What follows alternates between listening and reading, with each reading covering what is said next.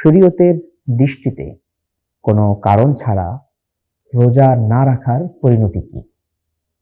একজন ব্যক্তি সুস্থ সবল, একজন ব্যক্তি ঈমানদার মুসলমান সাবালক, এমন ব্যক্তির উপরে রমজানুল মুবারকের রোজা রাখা ফরজ।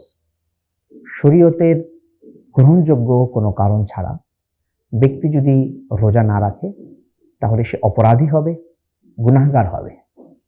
কারণ রমজানের সিয়াম এটি ইসলামের 5টি রোকনের অন্যতম, 5টি খুঁটির মধ্য থেকে অন্যতম একটি খুঁটি। আমরা জানি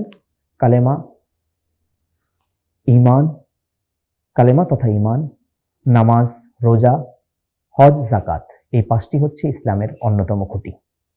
এই খুঁটিসমূহের মধ্য থেকে কোনো একটি খুঁটি যদি নড়বড়ে হয়ে যায়, দুর্বল হয়ে যায়, কোনো ব্যক্তি যদি ভবনের একটি খুঁটিকে দুর্বল করে ফেলে, ভেঙে ফেলে, তাহলে সেই ভবনটি ধসে পড়ার আশঙ্কা তৈরি হয় এবং সেখানে কোনো ব্যক্তি সাধারণত বসবাস করে না।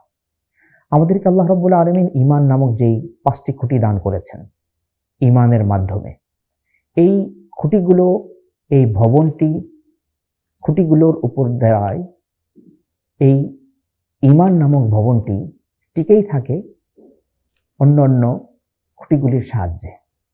আমি যদি কোনো একটি খুঁটিকে দুর্বল করে ফেলি, অর্থাৎ রোজা যদি না রাখি কোনো ওজর ছাড়া, তাহলে আমি গুনাহগার হব, কঠিন গুনাহগার হব।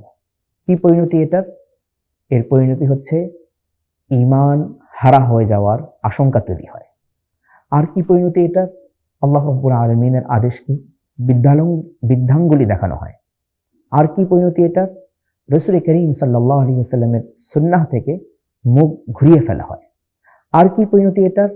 আল্লাহ তাআলা রোজাদারের জন্য যতগুলো পুরস্কারের ব্যবস্থা করেছেন, সকল পুরস্কার থেকে বঞ্চিত হওয়ার অবস্থা তৈরি হয়।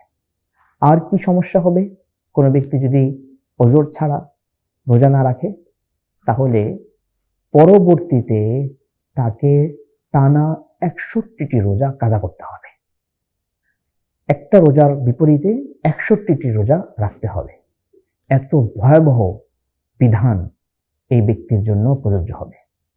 এজন্য আমরা চেষ্টা করব নিয়মিতভাবে রোজা রাখার, আমাদের সন্তানদেরকে, আমাদের পাড়া প্রতিবেশীদেরকে রোজার ব্যাপারে উৎসাহিত করব। আল্লাহ রাব্বুল আলামিন আমাদেরকে নিয়মতান্ত্রিকভাবে সুন্দর উপায়ে রোজা রাখার তৌফিক দান করেন। আমিন।